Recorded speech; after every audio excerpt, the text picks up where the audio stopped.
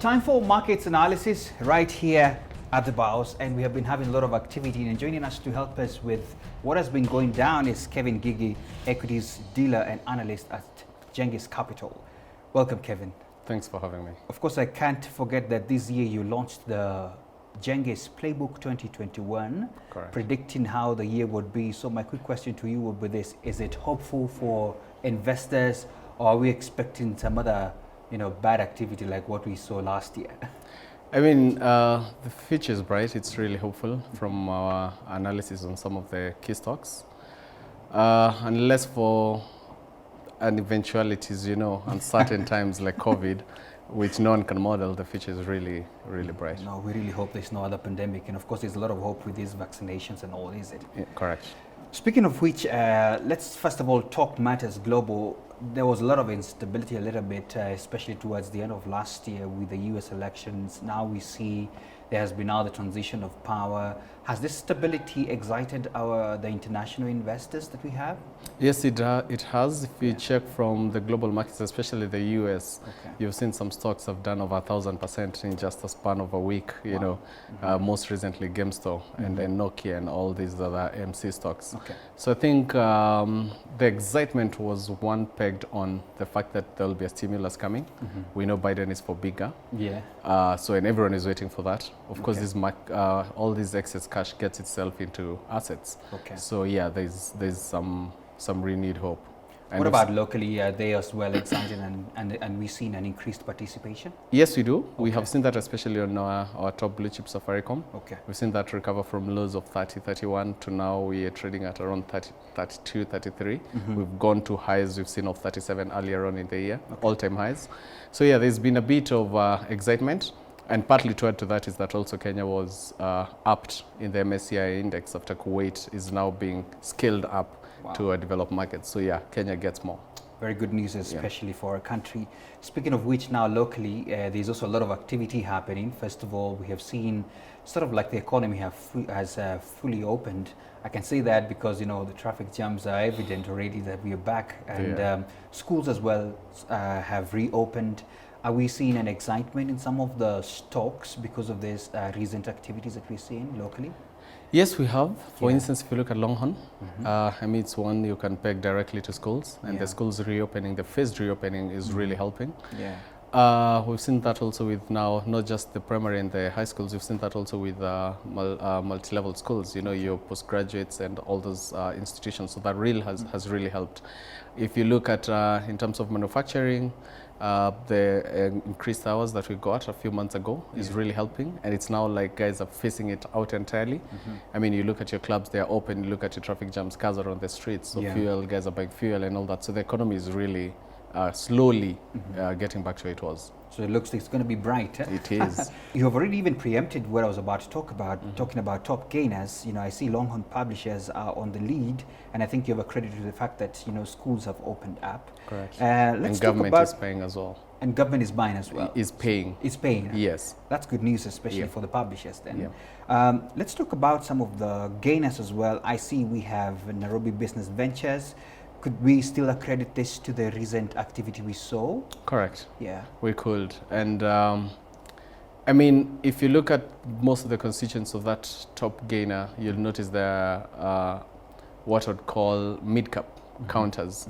This is where we get to see lots of excitement, especially from retailers. And that's when you get to see lots of swings as compared mostly to the blue chips, which are mostly held by foreign guys who are not really into that volatility. So yeah, all this excitement you see on the mid-cap stock, your Nairobi Ventures, your Longhorn as well, is whatever good news you retail investors see, they take that as an investing opportunity and they put the money there. Yes. All right. Good comment on that. Let's talk about Centum, and I want you to comment on this because we have seen some recent activity and one of their organs when it comes to the bonds that they released. Do you want to comment on that? I sure do. Yeah. So Centum have issued a zero coupon bond. I think it's a 3 to 4 billion bond.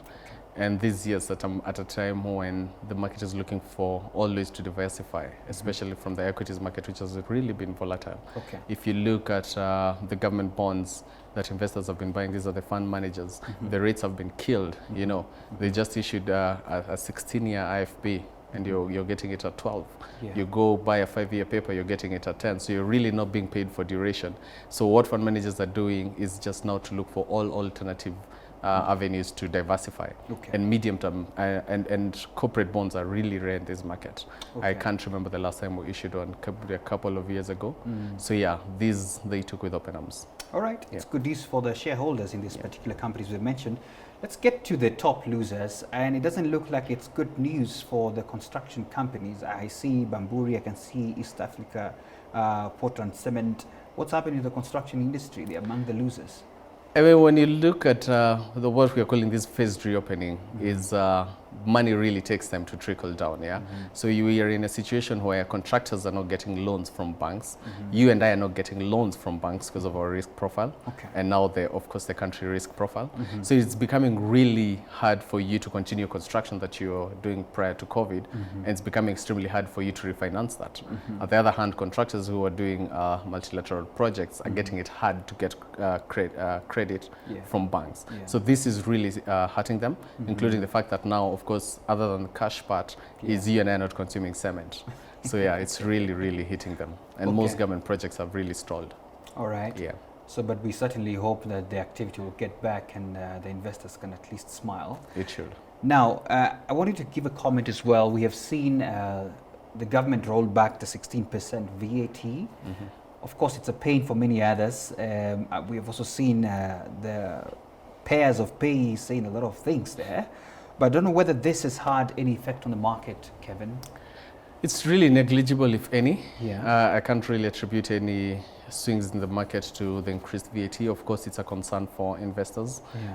Paying less is definitely better than paying more. But we are at a time where I think the government does what it needs to do. You know, I'm not sympathizing with the government, but yeah, we need to collect every penny we can get to rebuild ourselves and to be able to cover this COVID. So remember, these were not, it's not a time where we had 14 and now we've just moved to 16. Yeah. We're just getting back to normalcy. So if everything else is getting back to normalcy, it also makes sense, the government also to return rates to normalcy. Otherwise, we will never recover.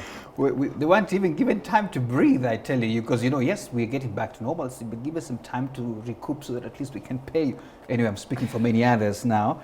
But anyway, as you have said, the government needs to do what it needs to do. Yeah. Speaking of which, can we talk about the shilling? We don't seem like we're gaining some strength yet. What's going down? I mean, if you look at the pair, and you're definitely comparing the shilling to the USD, absolutely, the greenback, we've really seen some strength on that front. Yeah, so, and it's not basically or merely for what you're doing, that's why the shilling is losing. Of course, we've seen companies like IMF say the shilling needs to be at levels of 127 and higher, but they've been saying that for a while. Okay. There are notions that our shilling is not free floating, you know. So there are all these backroom talks about the shilling, but the things we can really attribute it is to the performance of the economy. Okay. You've seen the country saying we'll grow down at 4.2% GDP. Yeah. If you look at IMF or World Bank, they have that at way less. I think African average is 3.2%. So indeed, most of the African currencies have suffered as a pair to the USD, and it's expected. Yeah. Once we recover with our manufacturing, once we bump up our GDP, we should see some strength in that. Certainly looking hopeful towards a lot of activity on our end. Maybe I want to finalize this by your quick advice to the long term and even to the speculative investors. Do you have any, somebody told me it's good to call it a golden tip, especially for the speculative investors who are watching. Is there some stocks that need to be watchful about?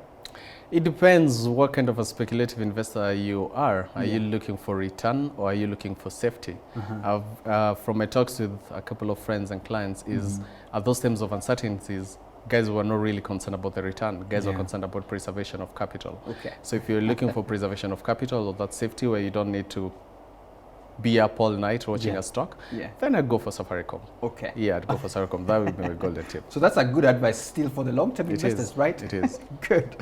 All right. I think that's it on equities and fixed income. So right about now, we get to Markets 101.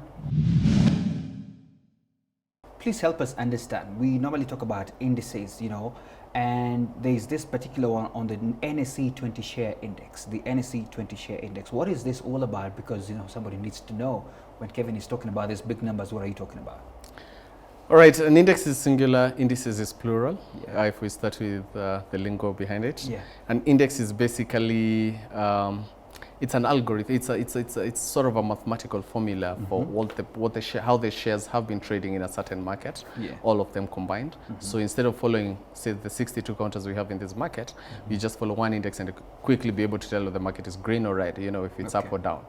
The NSE 20 is the biggest, are the biggest 20 companies by market capitalization. Okay. So we are talking about your Safaricom, your banks, your Bamburi, your EABL. Okay. Yes. Okay. So those are the people sometimes that have some activity and there's a little bit of movement that we see. Correct. Absolutely. Okay. Thanks a lot, and I hope you've learned something today. Now, moving on, time for my favorite part, which is questions that you have sent to us. And our question comes from Wanjiko Mwema, who is asking this. What are the advantages of raising debt over equity? What are the advantages of raising debt over equity? Some big terms there, Kevin. It's a good question. Yeah. So I'd start maybe by explaining debt. And debt is normally what you'd walk up to your local bank and ask for a loan. So debt is basically loan. When you're talking about equity, equity is what your company is made up of. So if you've spent, say, the total value or worth of your company, if you had to sell it, was 1,000 shillings, that's your equity, assuming you have no debt.